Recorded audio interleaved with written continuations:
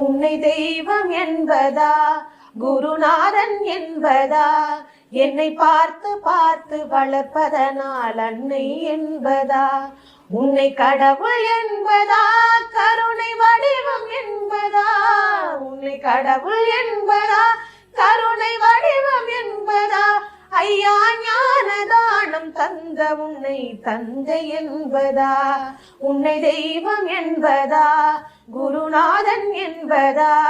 என்னை பார்த்து பார்த்து வளர்ப்பதனால் அன்னை என்பதா, சேரும் செல்வம் எல்லாம் உன் அருளன்றோ,